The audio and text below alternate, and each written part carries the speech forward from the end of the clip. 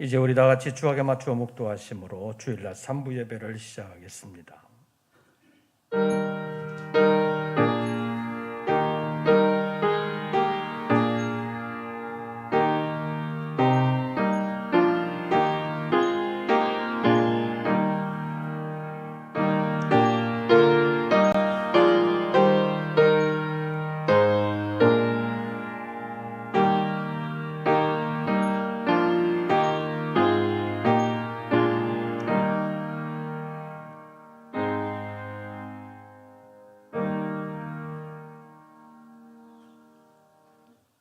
그는 실로 우리의 질고를 지고 우리의 슬픔을 당하였거늘 우리는 생각하기를 그는 징벌을 받아 하나님께 맞으며 고난을 당한다 하였노라. 그가 찔림은 우리의 허물 때문이요 그가 상함은 우리의 죄악 때문이라. 그가 징계를 받음으로 우리는 평화를 누리고 그가 채찍에 맞음으로 우리는 나음을 받았도다. 우리는 다 양 같아서 그릇 행하여 각기 제 길로 갔거늘 여호와께서는 우리 모두의 죄악을 그에게 담당시키셨도다. 하나님은 영이시니 예배하는 자가 영과 진리로 예배할지니라. 아멘. 오늘도 저희들을 예배자로 세우시기 위하여 저희들의 생명을 보존하시고 건강을 주셔서 예배하게 하심을 감사합니다. 여러 가지로 어려운 지경을 만나 싸우나 예배를 통하여 주님을 만나게 하시고 주님을 만남으로 새 힘을 얻게 하시고 주님께 영광 돌릴 수 있는 삶으로 보장받는 우리 모두가 되게 하여 주시옵소서. 오늘의 예배 가운데 살아계시는 하나님께서 임재하시고 역사해 주심을 믿사오며 우리 주 예수 그리스도의 이름으로 기원하옵나이다. 아멘. 찬송가 29장을 함께 부르시겠습니다.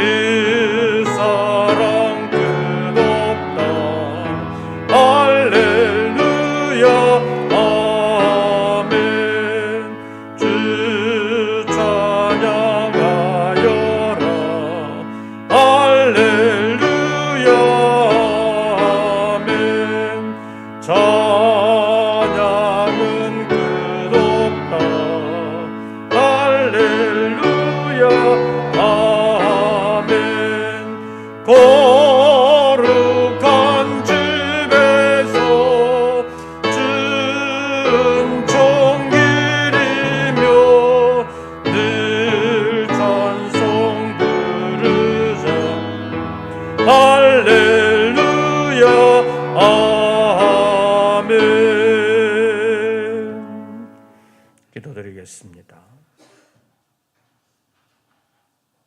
오늘도 저희들을 예배의 자리로 불러 교통하게 하시고 영광 나타내시기를 원하시는 하나님, 지나간 한 주간 동안에 저희의 부족함과 불충함을 용서하시고 새롭게 하시기 위하여 불러주신 줄로 믿고 감사와 찬송과 영광을 돌리옵나이다. 이 아침 예배하며 마음의 문을 여는 우리 모든 권속들에게 찾아와 주시고 함께 거하시며 역사하여 주시되 시대의 환경을 이겨낼 수 있는 믿음의 용사로 세워 주시옵소서. 주변 환경에는 어려움이 많습니다. 그럼에도 불구하고 환경에 굴복당하는 사람이 아니라 환경을 이겨내면서 사명을 감당하는 우리 모든 권속들 되게 하여 주시옵소서. 이겨낼 수 있는 지혜와 능력이 저희에게는 없사오나 주님께서 우리의 길을 인도해 주시는 줄로 믿습니다. 믿고 순종하는 자를 위하여 예비해 두신 여호와 이레의 은총과 복을 이 시간 내려주시오며 머리 숙인 모든 권속들의 속사람을 강건하게 하시고 영혼이 잘됨 같이 육체도 강건하게 하시고 범사가 복될 수 있도록 하나님 은총의 길로 인도하여 주시옵소서. 대통령 선거가 끝나고 여러 가지로 혼란을 겪고 있는 이 나라, 이 백성 가운데 하나님께서 은혜를 베풀어 주시되 백성들에게서 굳은 마음을 제하고 부드러운 마음을 주사 주님을 거역하지 아니하고 주님께 순종하는 백성들 될 수 있도록 주님의 마음을 아프게 하는 일보다는 주님을 기쁘시게 하는 일들로 영광 돌리며 복을 받는 이 나라, 이 백성 되게 하여 주시옵소서. 이 아침도 주의 이름으로 예배하는 우리 모든 권속들을 찾아와 주시며 함께 거하시고 역사하여 주시옵소서. 마음은 간절하나 부득이한 사정으로 나오지 못하지만 믿음으로 함께 하기를 원하는 우리 모든 권속들에게도 은혜 베풀어 주시옵고 강건할 수 있도록 역사하여 주시옵소서. 우리 모든 권속들을 통하여 영광 받아주심을 믿사오며 예수님의 이름으로 기도하옵나이다.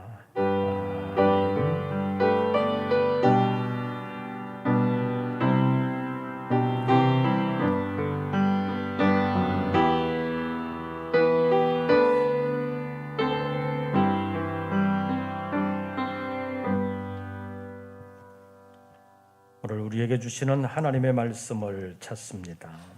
신약성경 마태복음 제20장입니다.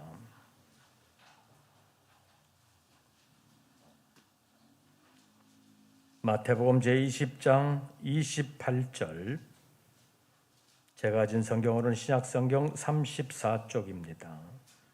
마태복음 20장 28절 한 절 말씀을 우리 다 같이 봉독하시겠습니다. 인자가 온 것은 섬김을 받으려 함이 아니라 도리어 섬기려 하고 자기 목숨을 많은 사람의 대속물로 주려 함이니라. 아멘. 오늘도 주님의 이름 앞에 예배하는 우리 모든 권속들, 주님의 전에 찾아 나오셔서 예배하는 분들과 나오지는 못하지만 영상으로 함께하는 우리 모든 분들에게 우리 주님의 은혜와 평강이 함께 하시기를 축원합니다. 요즘 코로나 확진자들의 숫자가 급증하면서 방역당국은 나름 당황하고 있고 일부 국민들은 대단히 불안해하고 있는 것을 볼 수 있습니다.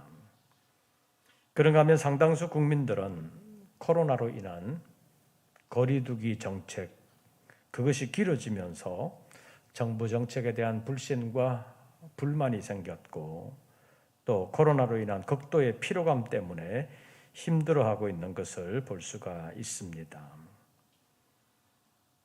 그래서 며칠 전 뉴욕타임즈에 한국의 확진자와 관련한 보도를 실었는데 인구 5천만 정도 되는 한국이 수억이 되는 나라보다도 매일 확진자들의 숫자가 더 많아서 이제는 한국의 확진자의 숫자가 세계 최대로 많아진 상태라고 보도를 하면서 확진자들의 숫자가 적을 때는 한국 국민들이 관심이 많았었는데 확진자들의 숫자가 세계 최대 숫자로 많아졌는데도 불구하고 별로 관심이 없다 또는 무관심하다.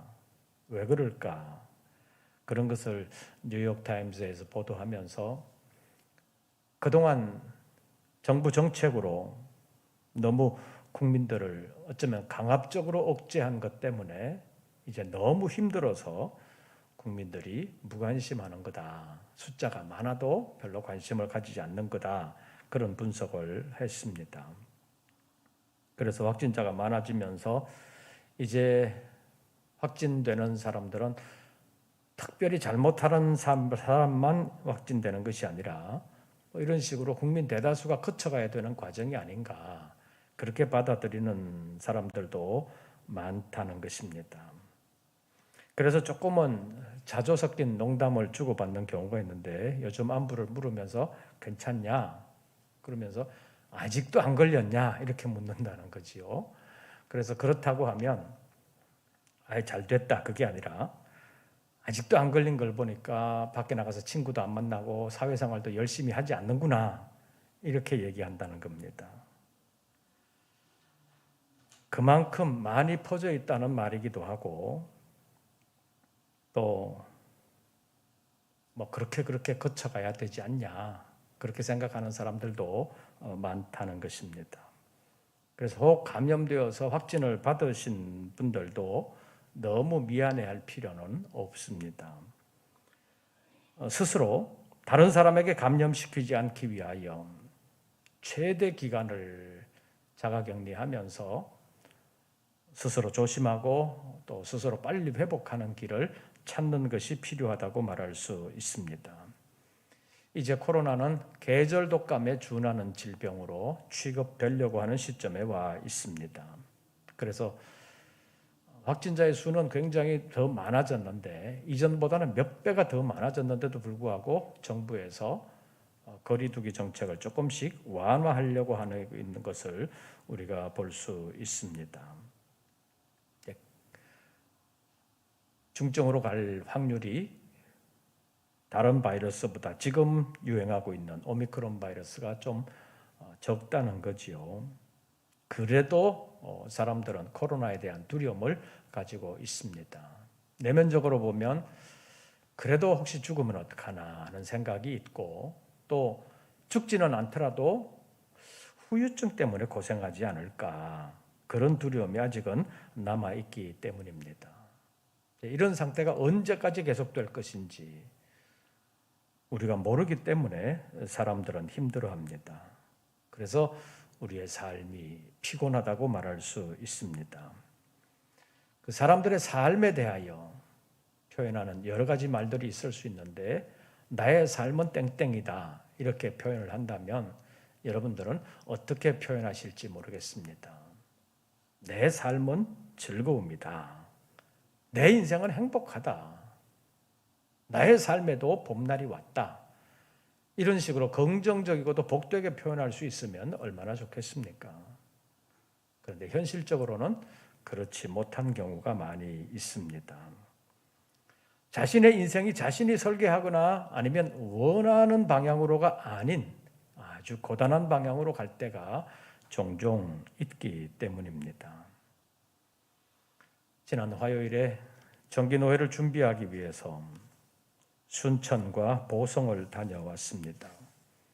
이번 노회에 가입하기를 원하는 교회가 거기에 있었기 때문입니다. 내려가면서 보니까 아랫지방에는 벌써 봄이 온 것 같았습니다. 매화나무 꽃이 만발을 했고 산수유도 이미 노랗게 꽃을 피웠습니다. 산에 있는 나무와 들에 있는 풀들은 이미 파란 새싹을 틔웠습니다. 사람들은 코로나 때문에 힘들어하고 있고 전 세계가 술렁이고 있는데도 불구하고 자연계는 전혀 코로나를 두려워하지 아니하고 자기가 가야 할 길들을 오늘도 묵묵히 가고 있고 자기가 해야 할 일들은 담담하게 하고 있는 것을 보고 왔습니다. 어쩌면 그래서 세상이 제대로 굴러가고 있다고도 말할 수 있습니다. 자연의 식물들이 사람처럼 쉽게 술렁인다면 사람들은 이미 그 자연계를 감당할 수 없어서 상당수의 사람들이 도태되고 말았을 것입니다. 자연은 정말 묵묵히 제갈길을 가고 있습니다. 그리고 자연이 감당해야 될 일들을 스스로 흔들리지 아니하고 감당하고 있는 것을 볼 수 있습니다. 예수님도 주변의 평판에 흔들리지 아니하고 묵묵히 자신의 사명의 길을 가셨습니다. 오늘 본문에서 예수님은 자신이 이 땅에 오신 목적을 분명하게 말씀하셨습니다. 이 사순절에 예수님께서 오신 목적을 상고하면서 우리 주 예수 그리스도의 고난과 희생을 통해서 우리를 향한 하나님의 사랑을 다시 한 번 더 확인하는 시간들 되시기를 바랍니다. 그래서 오늘 설교의 제목을 죽기 위한 삶으로 정했습니다. 왜 죽기 위한 삶이냐? 이것을 예수님을 통해서 살펴보기를 원합니다. 오늘 설교 제목을 한번 따라해 보시기를 바랍니다. 죽기 위한 삶. 첫째로 모든 인생은 삶을 복되게 누리기 위하여 태어납니다. 사람은 본래부터 처음부터 지음을 받을 때 복되게 지음을 받았고 복되게 살 수 있는 환경을 허락받았습니다. 창세기 1장에 있는 말씀을 보면 하나님이 사람을 왜 지으셨는지, 무엇을 하게 하기 위하여 지으셨는지를 분명하게 말씀하셨습니다. 창세기 1장 26절 말씀을 보면 하나님께서 말씀하시기를 우리가 사람을 만들고 그들로 바다의 물고기와 하늘의 새와 가축과 온 땅과 땅에 기는 모든 것을 다스리게 하자라고 말씀하셨습니다. 그리고 하나님은 자기 형상 곧 하나님의 형상대로 사람을 창조하시되 남자와 여자를 창조하셨습니다.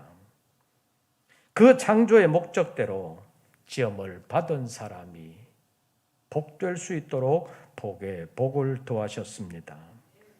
창세기 1장 28절 말씀을 보면 하나님이 그들에게 복을 주시며 하나님이 그들에게 이르시되 생육하고 번성하여 땅에 충만하라. 땅을 정복하라. 바다의 물고기와 하늘의 새와 땅에 움직이는 모든 생물을 다스리라 라고 말씀하셨습니다. 그리고는 사람들에게 온 지면에 씨 맺는 채소와 그리고 씨 가진 열매 맺는 모든 나무를 사람들의 먹거리로 주셨습니다. 다시 말하면 좋은 채소와 보기에 아름답고 먹기에 좋은 모든 나무를 최상의 먹거리로 주신 것입니다. 하나님은 사람을 지으실 때 죽지 못해 살 사람으로 지으시지 않으셨습니다. 최상의 상태에서 최고로 복되게 살 수 있게 지으셨습니다.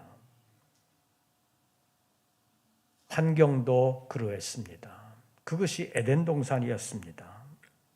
그러나 사탄의 충동지를 받은 사람이 하나님을 배반하고 하나님의 말씀에 불순종하여 사탄의 꼬임에 넘어가고 말았습니다. 하나님께는 불순종했는데 사탄에게는 순종하고 만 것입니다. 그래서 결국 마귀와 함께 하나님의 벌을 받고 에덴 동산에서 쫓겨나고 말았습니다. 지음을 받을 때는 가장 복되게 영생의 가능성을 가진 존재로 지음을 받았지만 인간의 죄로 말미암아서 죽을 수밖에 없는 존재로 전락하고 만 것입니다. 가장 복되게 살 수 있는 사람으로 지음을 받았고 환경이 허락되었음에도 불구하고 불순종하는 죄로 말미암아 저주를 받고 고생으로 나아가는 인생으로 전락하고 말았습니다. 성경에 있는 표현으로 한다면 평생 동안 얼굴에 땀이 흘러야 먹을 것을 먹을 수 있는 존재가 되고 말았고, 그러다가 결국은 흙이니 흙으로 돌아가라 라는 죽음으로 끝나는 인생이 되고 만 것을 볼 수 있습니다. 이것이 우리의 현주소요, 죄악으로 물든 우리의 자화상이라고 말할 수 있습니다. 지금 코로나 때문에 온 세계가 떠들썩하지만 코로나가 없어도 죽는 사람은 죽습니다. 그리고 지금 코로나로 인한 사망자를 분석하면서 옛날에 계절 독감 때도 이만큼은 죽었다라는 보도들이 많이 나오고 있습니다. 코로나가 아니라도 모든 사람은 다 죽게 되어 있습니다. 질병이나 사고로 조금 일찍 죽느냐, 아니면 일반적인 말로 천수를 누린다고 표현되는 것처럼 다른 사람들보다 조금 더 오래 사느냐, 그 차이만 있을 뿐이지 누구나 다 죽는다는 사실을 부정할 수 있는 사람은 단 한 사람도 없습니다. 사람은 살기 위하여, 복을 누리기 위하여 태어나지만 다 죽고 만다는 것입니다. 그러나 예수님은 달랐습니다. 태어나시는 것부터, 이 세상에 오시는 것부터 달랐습니다. 오늘 본문에서 예수님께서 말씀하십니다. 오늘 본문 다시 한 번 더 보시지요. 28절 우리 다 같이 읽습니다. 인자가 온 것은 섬김을 받으려 함이 아니라 도리어 섬기려 하고 자기 목숨을 많은 사람의 대속물로 주려 함이니라. 여기서 인자라는 말에 유의할 필요가 있습니다. 인자라는 말은 사람 인자에 아들 자자를 써서 사람의 아들이라는 의미의 한자 말입니다. 영어로는 the son of man이라고 표현합니다. 사람의 아들이라는 뜻입니다. 사람의 아들은 사람입니다. 유전학적으로 보아도 사람의 아들은 사람입니다. 유전적인 형질을 분석해서 보아도 생물학적으로 유전되는 사람의 아들은 유전적으로 종 자체는 변하지 않는다는 말입니다. 그런데 예수님께서는 자신을 인자 사람의 아들이라고 표현하고 있는데도 불구하고 보통 사람의 아들과는 완전히 다릅니다. 태어나실 때부터 돌아가시는 모습까지 정말 달랐습니다. 오늘 본문과 관련해서 보면 태어나신 목적이 정말 달랐습니다. 완전히 반대라고 할 정도로 달랐습니다. 일반적으로 사람은 복을 누리기 위하여 태어나지만 예수님은 자신의 목숨을 주시기 위하여 오셨다고 말씀하고 있습니다. 예수님께서 인자라고 말하는 그 인자는 보통 사람의 아들이 아니라 다니엘서 제7장에서 말하는 보좌에 앉으시니 앞으로 인도되는 사람의 아들 같으니 곧 하나님의 아들 메시아를 의미하는 것입니다. 그 예수님께서 자신을 다니엘서 제7장에 있는 사람의 아들 인자 같은 이라고 표현을 하시면서 자신은 많은 사람들을 살리기 위하여 죽음으로 이 땅에 찾아오신 분이라는 것을 말씀하고 있습니다. 죽기 위하여 오신 분이 예수 그리스도라는 것입니다. 사람은 살기 위하여 태어나지만 예수님은 죽기 위하여 이 땅에 오셨습니다. 이것이 일반 사람들과 다른 점이요, 세계적으로 성인이라고 추앙받는 사람들과도 다른 점입니다. 예수님은 오시기 수천 년 전부터 오시기로 예언되었을 뿐만 아니라 오시는 목적 또한 자신의 목숨을 주시기 위한 것이라고 이미 성경을 통하여 분명하게 예언되어 있었습니다. 예수님은 죽으시기 위하여 오신 분입니다. 사람의 일생으로 말하면 죽기 위하여 태어나신 분이 바로 예수님이십니다. 그렇다면 왜 죽음으로 자신의 목숨을 내어주시느냐? 그 목적은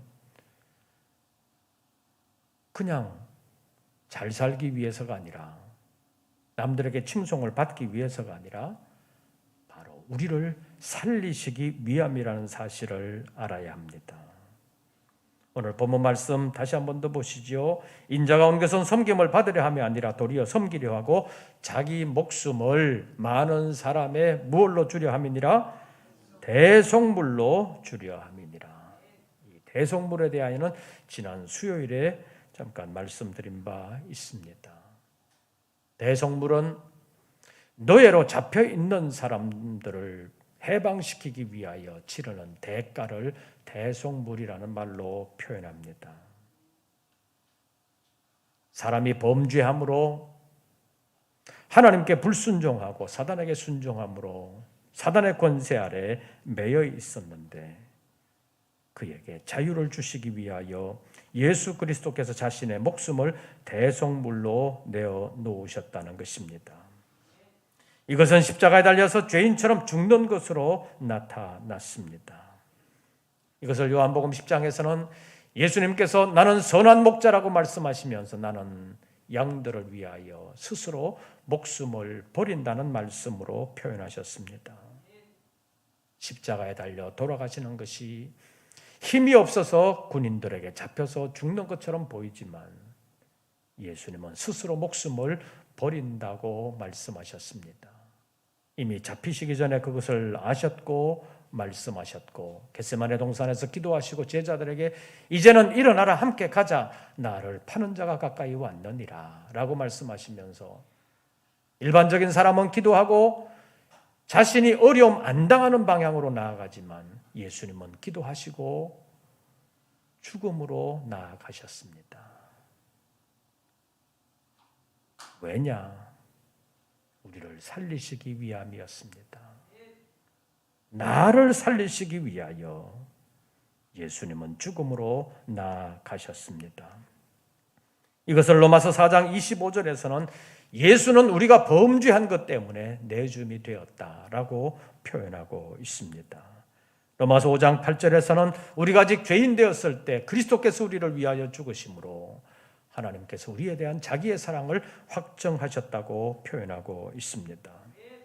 다시 말하면 우리가 죄인 되었을 때 우리를 위하여 십자가에 죽으신 예수 그리스도의 사랑이 우리를 향한 하나님의 사랑이라고 말씀하고 있는 것입니다. 그래서 예수님의 고난을 묵상하면서 우리의 신앙을 훈련하는 이 사순절에 예수님의 고난과 희생만 생각하는 것이 아니라 그것이 우리를 향한 주님의 사랑이라는 사실을 생각해야 된다는 것입니다. 로마서 5장 8절 상반절에서는 우리가 아직 죄인 되었을 때 그리스도께서 우리를 위하여 죽으셨다는 것을 말씀했고 하반절에서는 그것이 우리를 향한 하나님의 사랑을 확증한 사건이라고 말씀하고 있습니다. 그렇기 때문에 사순절은 그저 고난의 훈련을 하는 기간만이 아니라 하나님의 사랑을 확인하고 감사하는 것을 훈련하는 기간이라고 말할 수 있습니다. 그래서 지난번에 나누어드린 사순절 말씀 필사와 기도 달력을 보시면 이번 주간은 예수님께서 예루살렘에서의 마지막 한 주간에 하신 말씀과 하신 일들에 대한 기록이 있고 다음 주 한 주간에는 예수님의 마지막 겟세마네 동산에서의 기도와 관련된 말씀들이 있습니다. 이러한 말씀들을 필사하고 기도하시면서 예수님께서 이런 말씀을 하셨구나, 예수님께서 이런 일을 하셨구나, 그 정도에서 그치는 것이 아니라 예수님께서 이런 말씀을 하신 바탕, 예수님께서 이런 일을 하신 바탕에는 하나님의 사랑이 다 들어있구나, 그것을 발견하고 다시 한 번 더 감사하는 계기가 되시기를 바랍니다. 성경의 하나님을 사랑의 하나님이라고 흔히 표현합니다. 성경은 하나님은 사랑이라는 말까지 요한일서 4장에 보면 표현하고 있습니다. 그런데 그 사랑은 막연하고도 추상적인 사랑이 아닙니다. 구체적으로 우리를 향한 사랑이요, 나를 위한 사랑, 그리고 나를 살리시려는 사랑이라는 말씀입니다. 이것이 우리 주 예수 그리스도를 통해서 나타났고 예수님은 자신의 목숨을 십자가에 내어주시는 것으로 그 사랑을 완성하셨습니다. 요한복음 15장 13절에 있는 말씀을 보면 사람이 친구를 위하여 목숨을 버리는 것보다 더 큰 사랑은 없다라고 말씀하시면서 내가 너희를 종과 같이 대하지 아니하고 너희는 나의 친구다라고 말씀하셨습니다. 그러면서 예수님께서는 친구된 우리를 향하여 목숨을 내어주심으로 우리를 향한 가장 큰 사랑을 실천하셨다는 것을 요한복음 15장에서 말씀하셨습니다. 그래서 예수님의 십자가는 우리를 향한 사랑이라는 사실을 다시 한 번 더 생각해야 합니다. 그래서 올해 사순절은 단순히 고난만 생각하는 사순절이 아니라 주님을 생각하되 우리를 향한 주님의 사랑임을 다시 한 번 더 생각하는 사순절이 되시기를 바랍니다.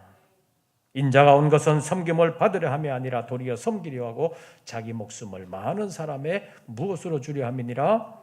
대속물로 주려 함이니라. 범위를 좁혀서 말하면 나를 살리기 위한, 나를 위한 대속물로 예수님의 목숨을 내어 주셨습니다.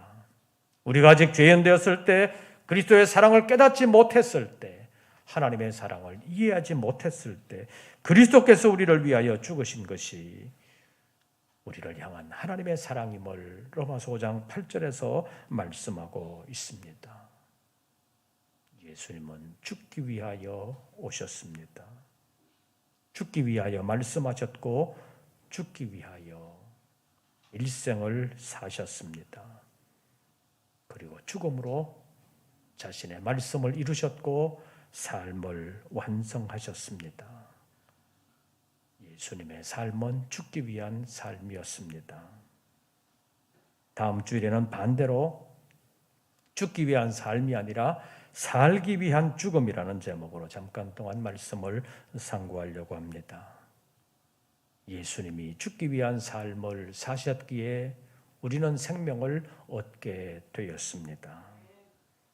그래서 주님을 바라보되 주님의 십자가가 우리를 향한 주님의 사랑인 것을 기억하고 이 사순절에 다시 한 번 더 감사할 수 있는 우리 모든 권속들 되시기를 주의 이름으로 축원합니다. 기도하겠습니다. 저희를 살려주시기 위하여 십자가에서 목숨까지 내어주신 주님의 사랑을 다시 한 번 더 기억하기를 원합니다. 전쟁의 공포스러운 소식들과 질병으로 인한 고통 가운데 있다는 많은 소문들이 들려오고 있습니다. 이럴 때 나를 살리시기 위하여 목숨까지 내어주신, 그래서 다시는 사망이 없고 애통하는 것이나 곡하는 것이나 아픈 것이 있지 아니하는 세상을 새롭게 창조하셔서 우리의 영원한 기업으로 주시는 하나님의 계획, 우리 주 예수 그리스도의 사랑을 다시 한 번 더 기억하고 그 나라를 바라보면서 이 땅에서의 모든 어려움을 잘 견디고 이겨나가는 믿음의 사람들 되게 하여 주시옵소서. 예수님의 이름으로 기도하옵나이다. 아멘. 찬송가 303장을 부르시면서 준비하신 예물 드리겠습니다.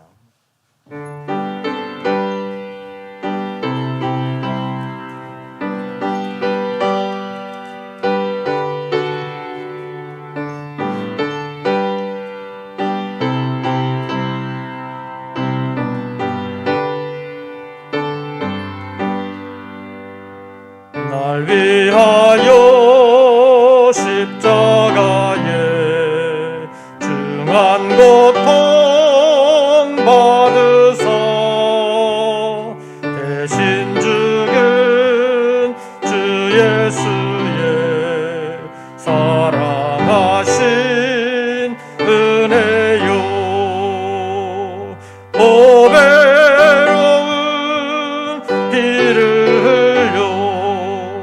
영영 죽을 죄에서 구속함을 받으느니 어찌 찬양 안 할까. 예수 안에 있는 우리 한량없이 즐겁고 주 성령의 위로함이 마음속에 차도다. 전그와 소리 같은 은혜로운 그 말씀 끊임없이 듣는 우리 어찌 찬양 안 할까. 이 세상에 모진 풍파 쉬지 않고 불어도 주님 안에 우리 마음 편하다. 늘 깨어서 기도하고 조천국을 바라며 주님만을 기다리니 어찌 찬양 안 할까. 기도드리겠습니다. 오늘도 저희들의 생명을 연장시키셔서 나름의 건강을 주셔서 예배의 자리로 인도해 주심을 감사합니다. 여러 가지 어려움이 있었사오나 일할 수 있도록 우리에게 생명을 주시고 건강을 주시고 수고의 열매를 허락하신 하나님께 감사함으로 11조의 예물을 올렸습니다. 어려움이 있지만 한순간 한순간 살아가는 것이 내 힘이 아니라 주님의 은혜임을 기억하며 삶의 전폭을 맡기는 우리 모든 권속들 하나님께서 일일이 기억하시고 때를 따라 돕는 은혜로 늘 함께하여 주시옵소서. 수고할 때마다 그 수고가 헛되지 아니하도록 하나님 지켜주시옵소서. 더 나아가 믿음 안에서 수고하는 모든 수고가 복되도록 하나님 보장해 주시옵소서.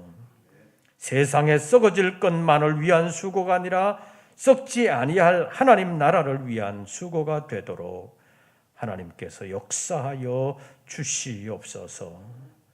어려움이 많지만 어려움 가운데서도 베풀어 주시는 하나님의 은혜를 생각하며 감사하는 심령들, 그리고 영원히 썩지 아니하는 하나님의 일에 동참하기를 원하며 주님과 함께하는 사명의 일꾼들 끝날까지 지켜주시옵소서. 끝까지 승리하게 하여 주시옵소서. 다시 세상으로 나아갑니다. 전쟁의 소문과 질병의 광풍처럼 불어오는 그 바람을 잘 이겨낼 수 있도록 역사하여 주시옵소서.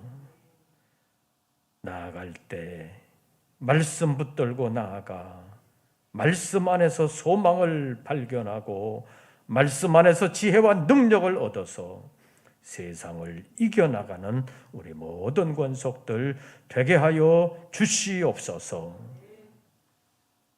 이제는 우리 구주 예수 그리스도의 은혜와 아버지 하나님의 크신 사랑과 성령님의 교통하심이 다시 한번 우리를 찾아오신 주님의 사랑을 기억하고 감사함으로 주님과 동행하며 주님께 영광 돌리기를 원하는 우리 모든 권속들 위에 이제부터 영원토록 함께 하시기를 축원하옵나이다. 아멘.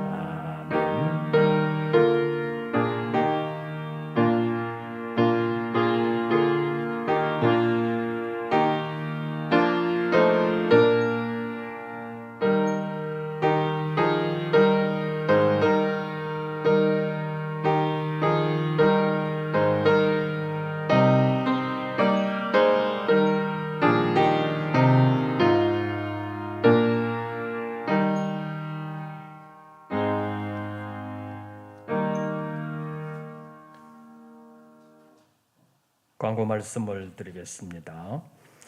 4월 셋째 주 4월 17일 주일이 부활주일입니다. 그 부활주일에 세례 예식을 가질 예정입니다. 세례와 관련된 것이 이제 처음으로 교단적으로 바뀌었는데 유아 세례가 이제는 6세 이하의 어린이들에게 줄 수 있습니다. 그리고 초등학교 나이에 해당하는 7세부터 12세까지 아동 세례라는 것이 생겼습니다. 그리고 13세 이상이 되면 일반적인 세례를 받을 수 있게 되었습니다. 그래서 13세 이상이 되면 유아 세례 받았던 사람은 입교를 받게 되고 또 유아 세례를 안 받은 사람은 정식 세례를 받을 수 있게 되었습니다. 그래서 아동 세례가 올해부터 처음 시작되기 때문에 아동 세례는 아동들에 대한 교육을 잘 하면서 어린이 주일 5월 첫째 주일에 아동 세례를 실시하려고 합니다. 여러분들 특별히 기도해 주시기를 바라고, 유아 세례 입교 해당하시는 분들은 4월 셋째 주일 부활 주일에 세례 예식에 참여할 수 있도록 목회행정실로 신청해 주시고 교육에 임해 주시기를 바랍니다. 그리고 교단적으로 우크라이나 전쟁과 동해안 산불 피해자들을 위한 성금 모금을 시작했습니다. 그래서 다음 주에 가능하신 분들은 성금에 함께 참여해 주시기를 바랍니다. 나머지 광고들은 주보를 참고해 주시기를 바랍니다. 새로운 한 주간 주 안에서 평안하시고 승리하시기를 빕니다. 이것으로써 3부 예배를 모두 마치겠습니다.